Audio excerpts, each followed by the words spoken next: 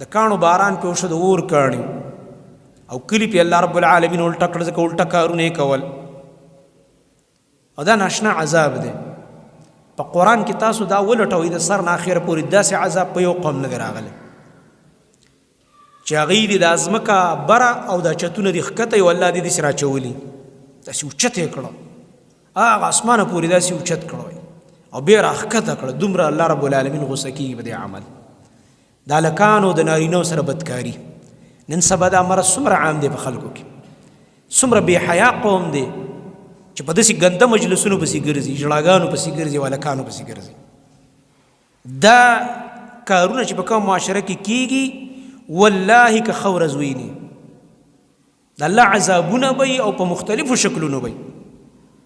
خندا مندا دي نشته جاړې به او سم به جاړې الله رب العالمین به د هغه عذابونه درکوي دا خو صرف د نبي صلی الله علیه وسلم په دعا دا معاشره بچ ده چې هغه ویلو یا الله زما قوم ټول مه تباه کوه لکه مخکنو امتونه یې تباه کړي د دوی کیس ټول آخرت ته پروت دی نو پته نه لګي چې هلته به الله په کومه طریقه ورته غورځوي دا خلک هلته به الله رب العالمین چې د جهنم ته ورغورځوي په کومه طریقه به ورغورځوي ځکه دا خطرناکه خبره ده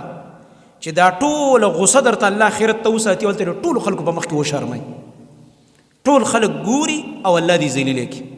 لغړ او بربند به په عذاب کې مبتلای نبی کریم صلی الله علیه وسلم چې کله زناکار وکته بدکار یې وکته مختلف منظارې ورته الله رب العالمین وښودلې نو نبی صلی الله علیه وسلم فرمایي یو تنور ته بوتللی شم دا د کور تنور نه دی دا د الله رب العالمین جوړ کړی شوی تنور دی په اور کې تنور په جهنم کې بل جهنم دی دا د زناکارو دپاره نعوذ بالله دا د الله داسې بدي شي دا ګناه زنا بدکاری الله رب العالمین په دومره غوسه کېږي چې د هغه جهنم اور یې ورله صرف نه دی ګرځولی په دې اور کې وله بل تنور تیاره کړی دی والعیاذ بالله سورة الصافات درشتمه پاره او آیت نمبر دی 133 اعوذ بالله من الشیطان الرجیم وإن لوطا لمن المرسلين إذ نجيناه وأهله أجمعين إلا عجوزا في الغابرين ثم دمرنا الآخرين دې ایتونو کې اوس پنځه مواقع بیانېږي په دې مختصره ایتونو کې یو سل اته دېرشم آیت پورې دی واقع کې مقصد د لوط علیه السلام او د هغه د ملګرو احتیاج دی الله تعالی ته چې الله رب العالمین ته په نجات کې محتاج الله دوی ته نجات ورکړو چا چې د لوط علیه السلام تابعداري وکړله او هغه څوک به صرف د کورنۍ و لوڼې وې او ښځې چې هغه هم خلاف و نو په عذاب کې پاتې شوه او قوم یې الله تباه کړلو نو زجر دی په دې کې او تخویف دی منکرینو ته چې څوک د نبی مخالفت کوي الله په عذاب راولي په مختلفو شکلونو کې بیا دلته د دې قوم د عذاب چې کومه اصل وجه ده یو شرک دی او شرک سره سره دویم کار هغه بې حیایي ده او انسان کې چې کله بې حیایي راشي نو د دې د وجې نه نور سپک خویونه او سپک کارونه او بد اعمال هم پکې را داخلیږي ځکه دا ګناه داسې وي لکه بچي چې راوړي د یو ګناه نه بله او د بلې نه بیا بله پیدا کېږي او دا بې حیایي چې ده نو دا هغه ګناه ده چې د دې د لاسه انسان په ډیرو ګناهونو باندې آماده کېږي ځکه د الله نبي فرمایلي دا حیا چې دا ټول په ټوله خیر دی خیر ځکه دی چې کله انسان کې حیا دی کې نور هم ډېر د خیر صفات را جمع کېږي او کله چې دنه خیر ووتو نعوذ بالله بې حیا شو نو د کې ډېر ناکاره صفات را جمع کېږي ځکه د الله نبي فرمایلي هغه نصیحت چې الله تعالی انبیاو ته امر کړی او هر نبی خپل قوم ته کړی دی او زیم تاسو ته کوم هغه دا دی چې اذا لم تستحي فاصنع ما شئت کله چې تا کې حیا پاتې نه شو بې حیا شو نو شبې دې څه خوښه یې هغه کوه بے حیا انسان کې د دې حدیث نه دا معلومیږي دا ټول پیغمبرانو حدیث دی اتفاقی حدیث دې په شرم څه دی وای اخو هر کار کوي به او په دې وړو پروا نه ساتي کاغار شي کوي هغه ته ځانړو بدی نه ښکاري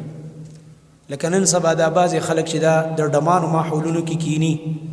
یا د ژړاګانو سره تعلقات نعوذ بالله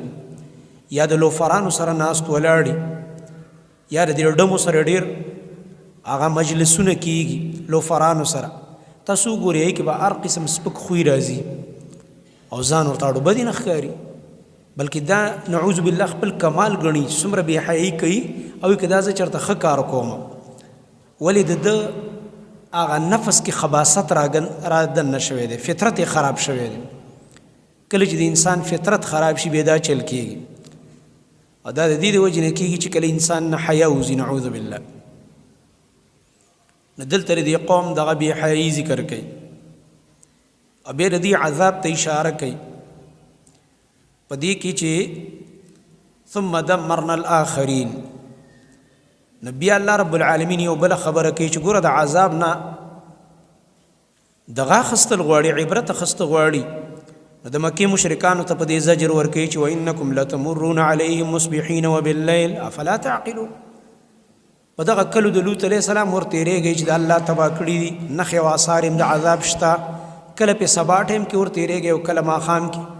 یعنی کله هم دغلته سبا ټیم راځي او کله هم پې شپه راځي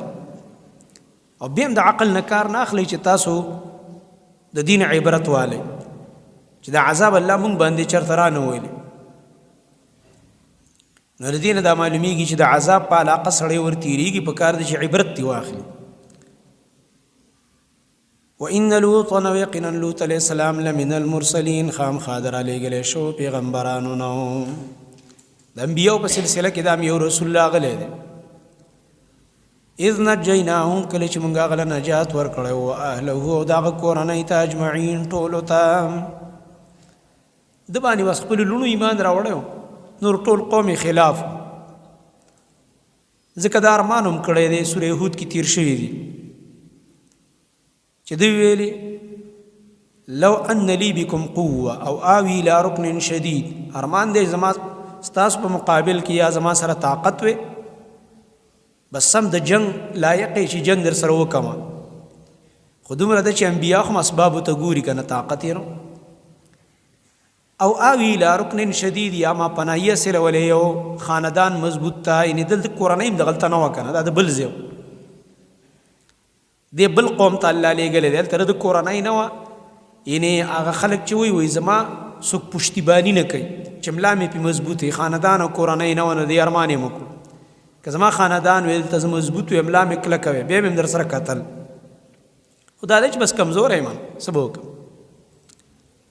دعوت یې ځکه کوو د هغه خلکو د اصلاح لپاره نصیحت یې کوو خو چې کله هغوی نه سمېده د الله عذاب راغی دلته به د عذاب تذکره نه ده کړې خو صرف اشاره ورته کړې هغه قرآن کې نورو ځینو کې ځای په ځای ذکر دی لکه سورې هود وغیره کې چې الله رب العالمین فرمایي موږ د دې کلي د دې آبادۍ دا چتونه دا مو له راښکته کړه فجعلنا عالیها سافلها د چتونه مو له راښکته کړه مانه کلی هم پې الټه کړلو او د اور د کاڼو باران هم پې شوی دی ولې د دې وجه دا ده چې دې کې بې حیایي وه او د هلکانو سره بې بدکارۍ کولې نعوذ بالله دا غیر فطري کار او د لوط علیه السلام نصیحت یې نه منلو نو داسې قوم چې هغه بدکاره یې هغه رجم کول غواړي نو د لوط علیه السلام خو طاقت وونه کنی چې پیغمبر سره طاقت راځي هغه فورا اسلامي نظام قایموي او حدود جاری کوي د الله ځمکه هغه داسې نه پرېږدي چې د الله قانون او د الله حدود دې پې نه دا خو مسلمان د سره برداشت کولی نه شي چا کې چې ایمان او غیرت چې د الله نافرماني دې کېږي او حد دې نه خو چې کله مسلمانان کمزوري طاقت یې نه څه به وکړي او چې چا سره طاقت دی او ځان ته وایي مسلمان او هغه دا کار نه کوي د سره به الله قیامت کې ګوري د الله عذاب سره به دا مخامخ کېږي دغه ظالم او بدبخته چې ځان ته وایي د مسلمانانو مشر او حکمران او دا هغه ظالم او بدبخته دی چې د الله قانون د الله په ځمکه دی نه جاري کوي د الله رب العالمین د دین نفاذ دی نه کوي او طاقت یې شته دی او بیا یې نه کوي او هغه الله په دې مکلف کړی دی هغه نه به الله رب العالمین تپوس کوي الا کلکم راع وکلکم مسؤول عن رعیته هر چا نه د هغه د ذمه دارۍ مطابق تپوس په قیامت کې کېږي اوس کم تپوس چې حکمران نه کېږي هغه ما ته نه کېږي ما ته خو رعیت یو ما ته چې خپل دایره اختیار کې څه کېږي د دې تپوس به ما نه کېږي زما او ستا وس کې چې څه دي او کوم چې د حکمران په وس کې دي هغه نه به د هغې مطابق تپوس کېږي ځکه د الله نبي د بره نه شروع کړه چې الامام راعن امام نه مراد امامت کبرا ده کوم چې د مسلمانانو د ملک حکمران دی دنه به ګوره غټ تپوسي نبی ورپسې نبی علیه السلام ښکته راځي نو کور مشر ذکر کوي چې ګوره سړی چې دی دا د کور مشر دی دنه د نور تپوس د محلي تپوس هم دنه نه کېږي او تا نه د بل ځای تا نه به د خپل کور تپوس کېږي ستا په دې کور کې شرک کېده بدعت کېده بې حیایي کېده د الله نافرماني کېده د دې خپلو کشرانو اصلاح دې ولې نه ده کړې په تا نه به الله زیاتې چا سره نه کوي چې یو شی ستا په واک کې نه دی والله به دې د مرۍ نه رانیسي نه زه خو په دې بازار مکلف نه یم که نه ما نه الله د دې تپوس نه کوي نصیحت کولی شم دا تپوس به رانه الله کوي چې نصیحت به دې کړی وي د دې وجې نه د الله نبي فرمایي دا د کور مشر دنه به د خپل کور تپوس کېږي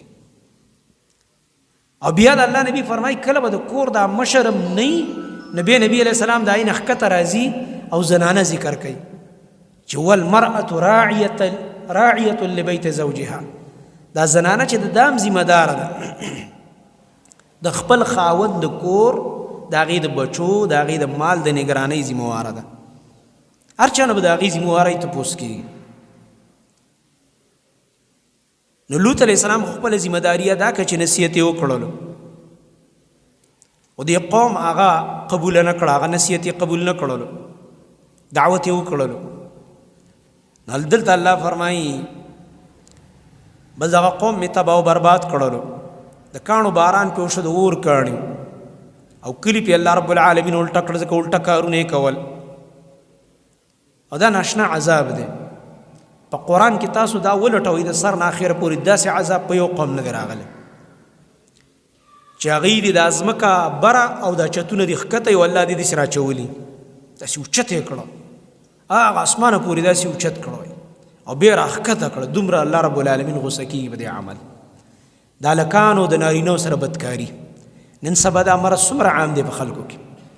څومره بې حیا قوم دی چې په داسې ګنده مجلسونو پسې ګرځي ژړاګانو پسې ګرځي او هلکانو پسې ګرځي دا کارونه چې په کوم معاشره کې کېږي والله که ښه ورځ ویني د الله عذابونه به او په مختلفو شکلونو به خندا مندا دې نشته جاړې به او سم به جاړې الله رب العالمین به دله هغه عذابونه درکوي دا خو صرف د نبي صلی الله علیه وسلم په دعا دا معاشره بچ ده چې هغه ویلو یا الله زما قوم ټول مه تباه کوه لکه مخکنو امتونه یې تباه کړي د دوی کیس ټول آخرت ته پروت دی نو پته نه لګي چې هلته به الله په کومه طریقه ورته غورځوي دا خلک هلته به الله رب العالمین چې د جهنم ته ورغورځوي په کومه طریقه به ورغورځوي ځکه دا خطرناکه خبره ده چې دا ټوله غصه درته الله آخرت ته وساتي هلته د ټولو خلکو په مخ کې وشرموي ټول خلک ګوري او الله دې ذلیله کړي لغړ او بربند به په عذاب کې مبتلا وي نبی کریم صلی الله علیه وسلم چې کله زناکار وکته بدکار یې وکته مختلف منظارې ورته الله رب العالمین وښودلې نو نبی صلی الله علیه وسلم فرمایي یو تنور ته بوتللی شم دا د کور تنور نه دی دا د الله رب العالمین جوړ کړی شوی تنور دی په اور کې تنور په جهنم کې بل جهنم دی دا د زناکارو دپاره نعوذ بالله دا د الله داسې بدي شي دا ګناه زنا بدکاری الله رب العالمین په دومره غوسه کېږي چې د هغه جهنم اور یې ورله صرف نه دی ګرځولی په دې اور کې وله بل تنور تیاره کړی دی والعیاذ بالله نبی صلی الله علیه وسلم فرمایي تنور مې وکتو دومره خطرناکه لمبه ده دننه کولاو دی او خوله یې تنګه ده او لاندې نه چې د اور لمبه راوچته شي دا خلک سړي او ښځې د ځان سره راوچت کړي او ټول چغې او کوکارې وهي او بربند دي والعیاذ بالله بربند یې اوچته یې ورخلاصوي لکه سړی چې په دماکو کې الوزي داسې دماکې والا خو یو دماکه کې والوزي خبره ختمه شي دا چې دا دماکې باندې کېږي او اوچته یې ورخلاصوي دی په اور کې نعوذ بالله مرګ هم نشته بیا څه کې او څوک دې د خلاصي هم نشته دی او څوک د هسپتال ته د وړلو هم نشته دی او رب العالمین راګیر کړی او ملائکه درته ودرولي چې ګوره نه خلاص نشي والعیاذ بالله نبی صلی الله علیه وسلم فرمایي عجیبه حالات ډېر زه حیران شوم دې ته چې دا کوم قوم دی ما تپوس وکړو دا کوم قوم دی دا دومره په سخت عذاب کې مبتلا دي دا اوري راوچت کیږي او دغه رنګ دا کوکاري وي او بربر دی بیرته ورښکته کیږي او بیا راوچت کیږي او بیا ورښکته کیږي دا خو سخت عذاب کې مبتلا دي وایي ما ته جواب راکړی شو چې دا زناکاران دي زناکار سړي او زناکارې ښځې بې حیا سړي او بې حیا ښځې ډمتوب بې حیاتوب ګانې بجانې ګډاګانې رقصونه شرابونه بدکارینې سپک عادتونه داغه خلک دی الله رب العالمین له دا عذاب تیار کړی دی نو د لوط علیه السلام قوم له چې کوم عذاب ورکړی شوی دی دا په قرآن کې د یو قوم هم نه دی ذکر الله رب العالمین په دې عمل دومره غصه کېږي الله فرمایي په دغه وخت کې ما څوک بچ کړه لوط علیه السلام او د اهل بس هغې له مې نجات ورکړه نو اهل کې خو ښځه هم راځي که نه اهل کې ښځه راځي د آیت به دې دلیل الا عجوزا اهل بیت اول څوکي اهل بیت اول ښځی دا خو د روافظو د آل مجوس نظریه د غلطه باطله چې هغوی اهل بیت د نبي علیه السلام نوسي په اهل بیت کې داخلوي او بیبیانې ولا نه داخلوي عجیبه ده دا نوسي د کوم ځای نه راغلي دي دا خو د بیبیانو راغلي که نه نوسي شوي دي که نه د اسمان نه نوسي شو نو د نبی صلی الله علیه وسلم بیبیانې اول اهل بیت هغه دي سوره احزاب کې چې کوم ذکر دی اول اهل بیت د نبی کریم صلی الله علیه وسلم ازواج مطهرات د نبی صلی الله علیه وسلم بیبیانې دي بیا د نبی صلی الله علیه وسلم اولاد دي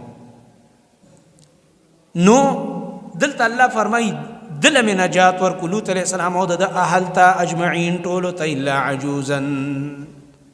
اهل کې ښځه داخلي ځکه ته اوس د هغې نفي کوي د هغې استثنا تې کوي الا عجوزا مگر هغه بوډۍ چې وا فی الغابرین په هغه پاتې کېدونکي په عذاب کې وا فی الغابرین په هغه چا کې وا چې په عذاب کې څوک پاتې دا څوک و دا د ده بیبي ده د پیغمبر بیبي ده ګوره او الله رب العالمین ورله عذاب ورکوي بیا دا واقع چې کوم دی په دې کې یو لوی عبرت دام دی دې جمله کې چې الا عجوزا فی الغابرین چې ګوره د الله رب العالمین نافرمانی چې څوک کوي که نه کاغه د پیغمبر ښځه ولې نه چې ښځه ډېره نږدې وي ښځه خاوند ډېره نږدې رشته ده او د ښځې خاوند منځ کې کله کله داسې رازونه چې مور پلار هم ترې نه خبر بعضې وخت کې داسې یو خبره چې هغه څوک پلار مور سره هم نه شریکوي خو ښځې سره یې شریکوي او چې دغه ښځه د الله نافرمانه شوه چې د پیغمبر ښځه هم شي نو نه شي د الله د عذاب نه خلاصولی نو زنانو ته په دې کې ډېره سخته یاره ده مسلمانانو خویندو میندو ته چې ګوره په خپل عمل خلاصه نه شوې که نه نو په دې ټال ونه زانګې چې پلار مې مولوي صاحب دی نیکه مې ډېر ښه عالم تېر شوی او د پیر صاحب نوسه یم او د فلاني پیر لوري یم او خاوند مې ډېر نیک سړی دی زامن مې ډېر ښه قاریان دي او فلانین دي او حاجیان دي نه ته په خپله څنګه دا وایه ته په خپله څنګه ستا خپل عمل وایه ستا عقیده څنګه ده ستا مونځ او دس برابر دی ته تلاوت په خپله کې ته په خپله د الله عبادت او بندگی کې ته د دین فرایض ادا کې ته د شرعي پرده کې که نه کې ته خپلې خبرې کوه پلار نیکه رور ماما کاکا بچې دا مه یادوه هغې چې ښه دي ځان له به ښیي په خپل عمل به خلاص شي نبی کریم صلی الله علیه وسلم تقریر کوي خپله ترور یم ناسته ده په بیان کې صفیه رضی الله عنها د نبی علیه السلام ترور ده او په دغه ځای کې لور هم ناسته ده فاطمه رضی الله عنها خپل خاندان ته یو بیان کو خپله کورنۍ ناسته نو دا خپلې کورنۍ ته اول ټولو ته ویلي چې ای بني هاشمه زما کورنۍ ای بنو عبدالمطلبه ما نه که څه غواړئ دنیا کې رانې غواړئ چې دلی درکمه د تره او د کاکا زامن مې یی رشته دار مې یی منډه ترړه به دله ووامه کم خدمت د دنیا درله بیا وکم خو یاد ساتئ ګوره د الله د عذاب نه قیامت کې نشم خلاصولی لا اغنی عنکم من الله شیئا نه بیا راوګرځېده بیا خپلې ترور ته وایي ای ترورې صفیې تا ته مې ډېره خوږه ترورې وه ډېره غیرتي ترورې وه د پلار خورې کېده واوره زما ترورې ګوره ته په دې ټال ونه زانګې چې زما وراره پیغمبر دی او دا به مې د لاس نه ونیسي او سیده به مې جنت ته بوځي. اوس خو وایي که نه او ما وایي د داسې پیر سره لاس نیوکه کړې ده، پیر صاحب به مخکې مونږ به ټول ورپسې وو مریدان. صبر کوه چې پیر به یې دله په کومه لاره په لغت کړی، ته لا دا سوچ دی کوه چې پیر به دې په کومه لاره لغت کړی ملایکو او جهنم ته به روان کړی. ستا پیر خو ځان له مشرک دی، ستا پیر خو ځان له ټول بدعات او خرافات او ګندونه کوي لګیا دی. ته پیر صاحب نبی علیہ السلام ترور ته وایي زه دې وراریم، زه دې نشم خلاصولی د الله د عذاب نه، په خپل عمل او په خپل ایمان به خلاصې. نو بیا هغه لور چې ډېره ورته ګرانه وه په څلور واړو لوڼو کې، ځکه کشره وه، دا کشر بچی لږ ډېر سړي ته ګران وي. نو هغې ته وایي یا فاطمه، ای فاطمې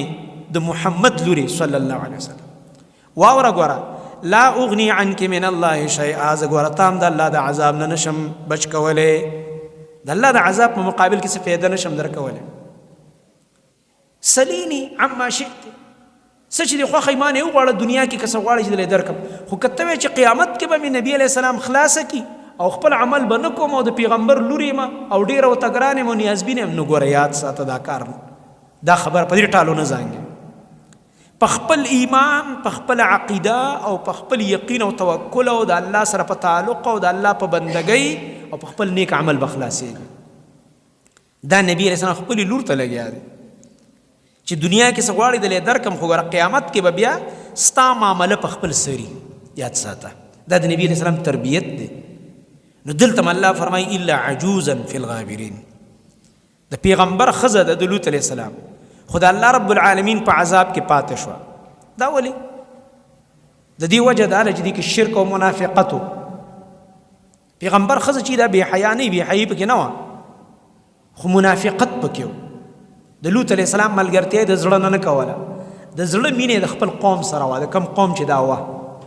او د لوط علیه السلام د دې دعوت سره او د دې دین د بیان سره یې شوق لري. دا ده اوس څه تقریرونه شروع کړي دي، هر وخت درس دی او بیان دی او نصیحت دی، پرېږده وایي خلک دې خپل کار به کوي. څوک چې څه کوي کوي بیا ستا ورسره وایي څه کار دی، زړه کې به یې دا وه چې دا زما دا خاوند ولې دا دعوت کوي، ولې دې هر وخت بیانونه کوي، ولې هر وخت خلکو ته نصیحتونه کوي، ولې خلک د ګناه نه منې کوي. دا دعوت پې بد لګېده، دا توحید دعوت او دا د لوط علیه السلام دا د حیا دعوت پې بد لګېده. نو الله په عذاب کې پاتې کړه. او ګوره دې ته مو ګوره فی الغابرین بوډۍ ده، الا عجوزا فی الغابرین، عجوز بوډۍ ښځه ده او بوډۍ چې دي باندې خدار چې رحم هم راځي، کمزوري مي ترس هم پرې راځي، خو چې د الله دشمنه ده په دې باندې الله رب العالمین پېړو رحم رانغېږي. دا بوډۍ ده د الله پېړو په دې هم رحم رانغی چې یو د پیغمبر ښځه ده او بله خیر دی بوډۍ ده ضعیفه ده، خیر دی دا به عذاب کې نه مبتلا کو. ملایکو ته ویل دا به هم په عذاب کې مبتلا وي. او لوط علیه السلام ته ویل ته به ځې خو دا به نه بوځې، ته به د شپې شپې ځې، ځان سره به د کورنۍ وباسې، په دې خلکو سار وختي عذاب را روان دی، خو ګوره ښځه به دې ځان سره نه بوځې. ولې یا الله وایي دا به په عذاب کې مبتلا وي، دې له زه عذاب ورکوم. دې نه معلومېږي چې الله غني ذات دی، رب العالمین بې پروا دی، هېچا پروا نه ساتي. او د الله د عذاب نه یره پکار ده، موږ له خوف پکار دی د الله رب العالمین د عذاب. نو دا قصې چې قرآن کې ذکر کېږي دې کې ډېر ناشنا رازونه دننه پراته دي تربیت دپاره. دا هسې خوند قصې نه دي چې هسې یو قصه ده مونږ وویله، دې کې سوچ او فکر پکار دی چې دې کې دننه کمې جوړې خبرې پرتې دي. نو موږ له د دې نه یره پکار ده چې د یو پیغمبر ښځه د هغه په کور کې دیره ده او هغې سره یې نکاح شوې ده او هغه چې عذاب راځي او الله سره خپل تعلق نشته، الله یې تباه کوي. نو زه او ته او بل لا څوک یو چې زموږ د خپل عمل او خپل عقیده برابره نه وي او زه دې په بل ټال زانګم چې مړه دا به وشي او دا به وشي، په دې به بچ شم، په دې به بچ شم. داسې نه ده پکار. ثم دمرنا الاخرین، بیا تباه کړه موږ هغه پاتې شوي خلک رستني. الاخرین هغه نور خلک چې کوم پاتې شو په قوم کې دا مجرمان، الله وایي دا مې تباه کړه. وانکم یقینا تاسو، دا اوس زجر دی مشرکین مکه ته، د مکې مشرکان د دې په دې کلو به تېرېده چې کله به شام ته تله، ځکه د مکې خپله مدن نشته. اوس هم چې لاړ شي سپېره غرونه دي، داسې میوې او دغه پکې نشته مدن. څومره چې اوس هم مکې ته څیزونه راځي د بار نه راځي. دا څوک چې حج عمرو له تللی ته پته څومره چې ته خوراکي څیزونه ګورې دا د بار نه راځي، یا د بدن چې کوم اسباب دي جوړه جامه وغیره ټوله د بار نه را روانه ده. یو هلته به دغه زمزم اوبه دي بس، نور پکې څه نشته، نه پکې د کجورو باغ به وینې، نه به چېرته د انګورو باغ وویني، نه به پکې چېرته بله داسې ذریعه مدن وګوري. نو د مکې مشرکان به د دې تجارت دپاره شام ته تله. دلته به یې څه وکړه، دوی به اکثر د اوښان حلالول، ځکه بل څه خو نه، بس اوښ به یې حلال کړو، د هغې غوښې به یې خوړل، دا چمړې به یې وچولې. دا چمړې به چې دوی جمع کړي، دا سرمنې، دا یو تجارت و د دوی. دا سرمنې به یې واخیستې لا بړه، دا به یې شام کې خرڅې کړې. شام خلکو به دې نه شیونه جوړول، لکه اوس هم چې سرمنو کاروبار کېږي، بار دنیا ته دا سرمنې ځي که نه، هغې ته مختلف شیونه جوړوي، کوټونه او یو شی بل شی. نو د شام خلکو باندې به دوی هغه سرمنې خرڅې کړې. هغوی به راولګېدل، دوی له به یې کشمش او د خوراک یو شی او بل شی خوراکي شیانې به ورکړه. ابا دوی راغه مکه کې به کور ته به یې وړلې، هغه دانې مانې چې کومې به یې هلته رااخیستې وې، او څه به یې چې کوم دی بازار ته وړې خرڅې به یې کړې. دا د دوی تجارت. او بل به د بار نه خلک راتله، د حج په موسم کې نو میلې به لګېدې، نو چې چا به سره وړه دوی به واخیست، او دوی به هم پکې میله ولګوله، بازار کې به څه شی خرڅ کړه، څه به یې راوړي د بار نه. نو دا به د دوی بس هغه ذریعه د آمدن وه، چې بار نه کم خلک راشي، موږ پې څه خرڅ کړو، به موږ سره خرڅ کړي. نو دوی به اکثر شام ته تله. نو چې شام ته به تله، د دوی لوط علیه السلام په دې علاقه به داسې ورتېرېده. دا صدوم ښار و، د صدوم د دې نوم دی، د دې ښار په دې ځای به تېرېده. او دوی ته به پته وه چې ګوره دا څښا اوبه وګوره، دا مردارې بدبویه، او دا کندرات وګوره، او دا قومونه چې الله تباه کړي دي، هغه آثار او هغه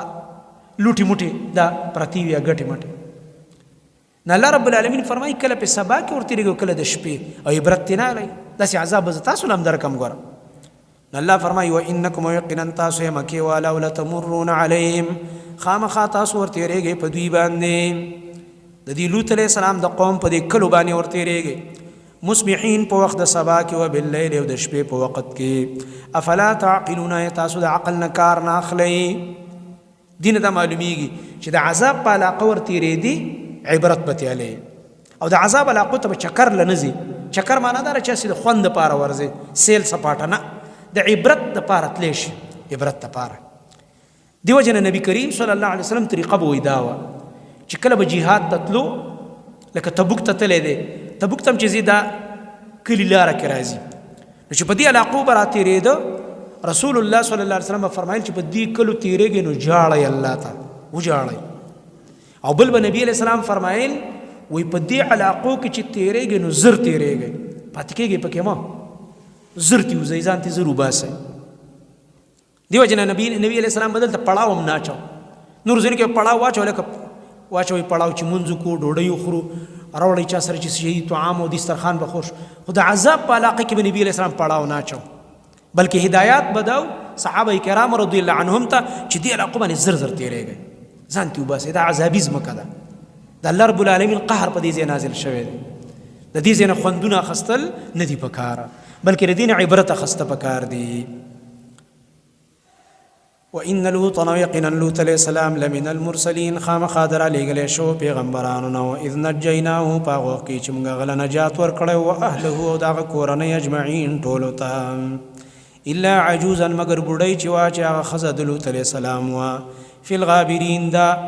د پاتې کېدونکو نه وه په هغه عذاب د الله تعالی کې، دا د الله په عذاب کې پاتې شو. ثم دمرنا الاخرین، بیا تباه کړه موږ هغه نور خلک، کم خلک چې هغه د ده د قوم خلک او دعوت یې د ده نه قبول کړی، هغه مې الله وی تباه کړه. وانکم، یقینا تاسو یې د مکې خلکو، ای عربو، لتمرون علیهم، خامخا تاسو ورتېرېږئ په دوی باندې، د دوی په دې علاقو باندې، مصبحین، د سبا په وخت کې، و باللیل، او د شپې په وخت کې. وایي کله به چې دوی د مکې نه سار کې روان شو، نو دا پړاوونه په داسې ترتیب پخوا به پړاوونه کېده، اوس خو ګاډي دي، ګاډي خو ډېر تیز دي او جهازونه دي. نو دې پړاوونو کې به چې څوک به د مکې نه سار کې روان شو، نو دې ځای کې به شپه راتله، شپې به ورسېد دې علاقې ته،